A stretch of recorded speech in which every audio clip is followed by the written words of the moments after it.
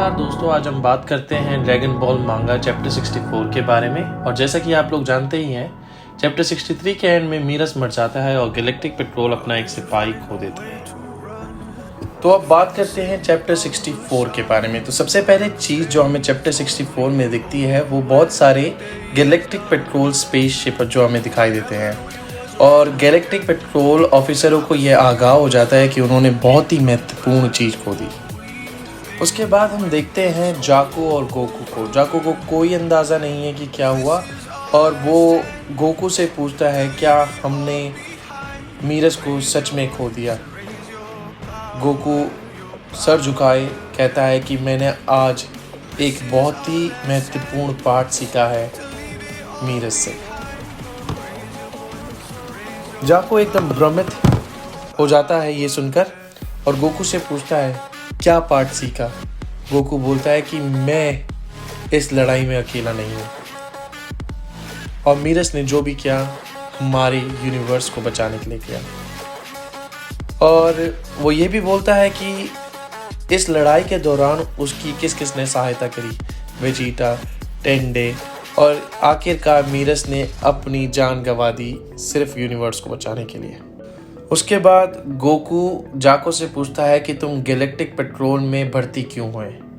तो जाको बोलता है कि मैं गैलेक्टिक पेट्रोल में भर्ती गैलेक्सी की सुरक्षा करने के लिए हुआ और मुझे गैलेक्टिक पेट्रोल की ड्रेस बहुत पसंद है। जाको की बात सुनकर गोकू उससे पूछता है शायद मीरस ने भी यही सोच के ज्वाइन किया होगा, है ना। उसके बाद एक आवाज़ आती है और मोरो फिर से खड़ा होता है।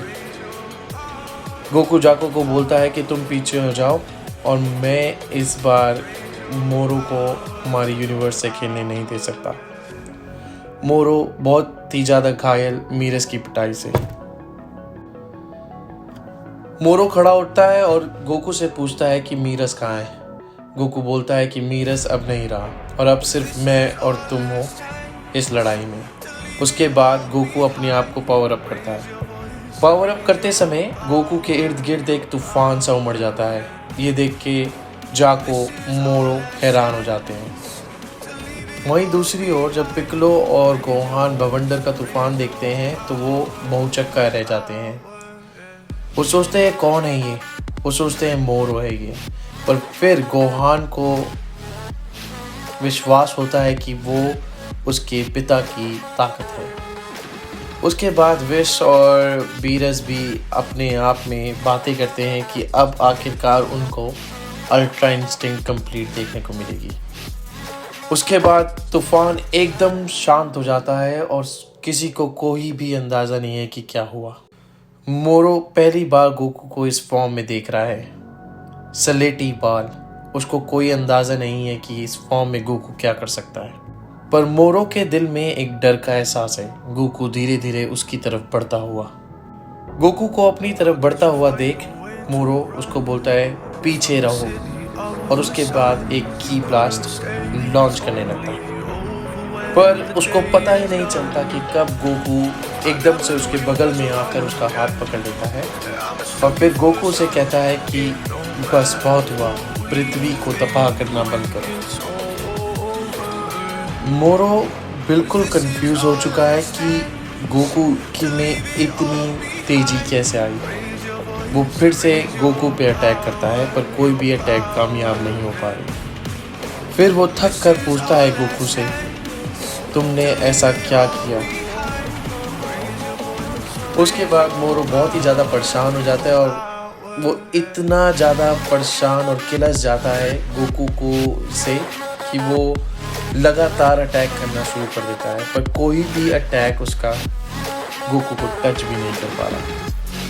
फिर मोरो गोकू से पूछता है कि तुम मेरे सारे अटैक ऐसे कैसे डॉज कर पा रहे हो।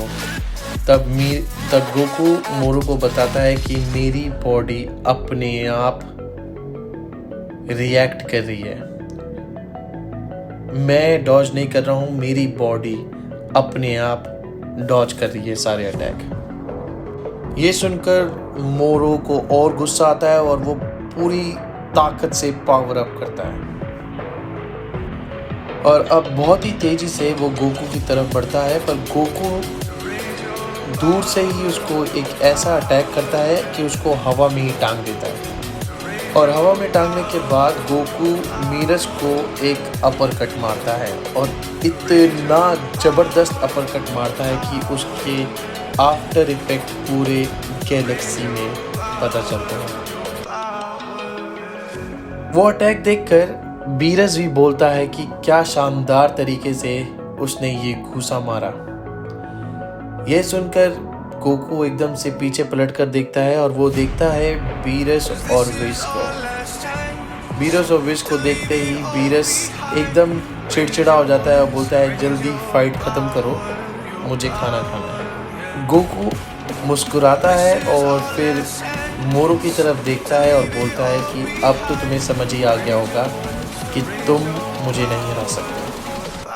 मोरो ये सुनकर बहुत ही गुस्सा हो जाता है और कहता है कि तुम कोई देवता नहीं हो, तुम मुझे भाषण मत दो। गोकू वहीं बोलता है कि अब तुम्हें पता चला दर्द कैसा होता है, इतने समय से तुम लोगों को दर्द पहुंचा रहे थे, अब पता चला कि दर्द का एहसास कैसा होता है। मोरो उसी टाइम खड़ा होता है और चिल्लाता है कि मेरा नाम मोरो है, मैं प्लैनेटों को खाता हूँ, जो गॉड बनाते हैं मैं उसे खाता हूँ, मैं सुप्रीम हूँ, मैं सबसे बड़ा हूँ, मुझसे बढ़कर कोई नहीं। और यही कहने के बाद गोकू पे फिर से मोरो अटैक करता है, पर फिर से उसे मुंह की कहानी पड़ती है। जब गोकू को लग जाता है कि मोरो की बस की नहीं है अब उन दोनों की पावर में बहुत ज़्यादा डिफरेंस आ जाता है, तो गोकू मोरो को बोलता है कि पृथ्वी तेरे खेलने की चीज़ नहीं है, तेरा खेल ख़त्म। तभी मोरो बोलता है अच्छा तू इस ग्रह के बारे में इतना ज़्यादा सोचता है, अब मैं इस ग्रह को ही खा जाऊँगा। यह सुनकर गोकू को बहुत गुस्सा आ जाता है और वो उसको इतनी ज़्यादा ताकत से लात मारता है कि मोरो बहुत ज़्यादा दूर जाके गिरता है। वो लात खाने के बाद मोरो की हालत बहुत ही ज़्यादा ख़राब हो जाती है, वो उठ भी नहीं पाता और वो गोकू से दया की भीख मांगता है, कहता है मुझे छोड़ दो, मुझे जाने दो, मुझे मत मारो। तभी गोकू जाको से पूछता है जाको इसको मौत की सज़ा सुनाई गई है ना? जाको बोलता है हाँ, और जाको गोकू को बोलता है क्या तुम मेरे लिए ये कर सकोगे? ये सुनकर गोकू फिर बोलता है तो ठीक है, अब मैं इसको एक पृथ्वी का नागरिक होकर हराऊंगा। और इसी के साथ चैप्टर 64 समाप्त होता है।